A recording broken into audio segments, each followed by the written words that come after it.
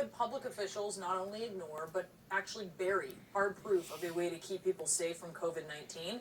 It's called partisan politics, and John Avlon has this data and also a hard lesson in today's reality check. Back when President George W. Bush was running for re-election, bear with me here, I remember seeing this bootleg campaign slogan slapped on a t-shirt. It read, "Saving your ass, whether you like it or not." I had my policy differences with the guy, but that was an instant classic. It's in the wake of 9/11, distilled the debate clearly. The war on terror was a struggle against a death cult, and the president was going to try to keep everyone safe, no matter how much they complain. Well, what a difference a decade and a half makes. Because now it's the Democrats who are trying to save your ass from COVID, whether you like it or not. And Republicans are fighting vaccine and mask mandates that save lives in the name of freedom. The fights seem never-ending, right? I mean, late last night, the Senate managed to avoid a shutdown being pressed by a few right-wingers who wanted to take the government off a cliff unless the Biden administration backed off its push for vaccine mandates.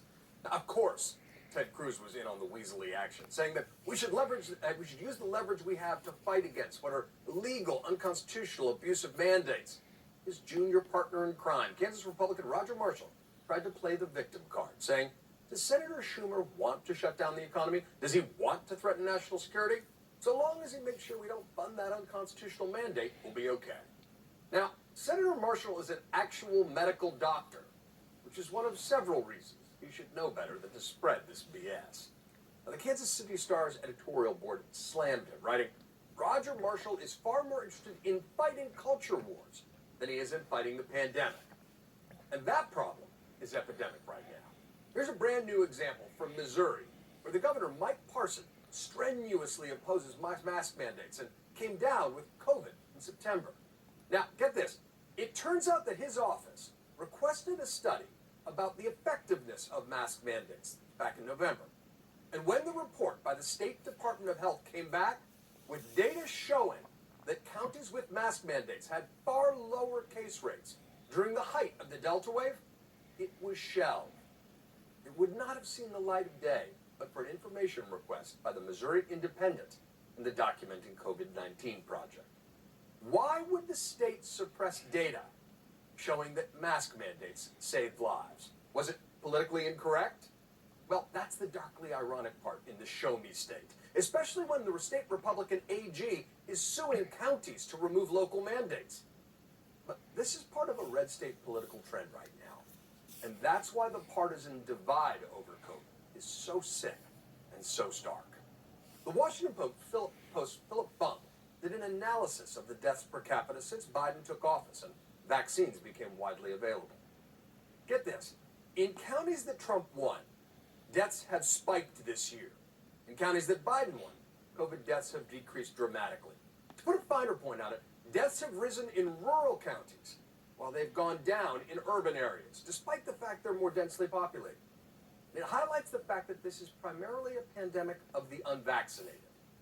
And there, too, we see the partisan divide, with a new survey from the Kaiser Family Foundation showing that 91% of Democrats are vaccinated with at least one dose, while only 59% of Republicans are. And what's worse, 26% of Republicans say they will definitely not get vaccinated. There's a deeper demographic divide along partisan lines than any other category, including race or income when it comes to vaccines. And this, of course, is not some kind of naturally occurring phenomenon. It's the result of people being lied to in political echo chambers, being told that the vaccines are a greater risk to life, liberty, and the pursuit of happiness than the disease itself. It's tragic, but not surprising to see that some of the people who've spread this misinformation fall prey to the disease. But knowing that more of the unvaccinated will die, statistically disproportionately Republicans, it is beyond cynical to see the RNC pushing talking points saying Biden has failed to get COVID under control. What's it going to take to snap out of this stupid and self-defeating partisan stupor? Because we've already lost more Americans to COVID than died in the Civil War in half the time, and still we can't seem to face facts. Vaccines work. Masks work. Mandates work.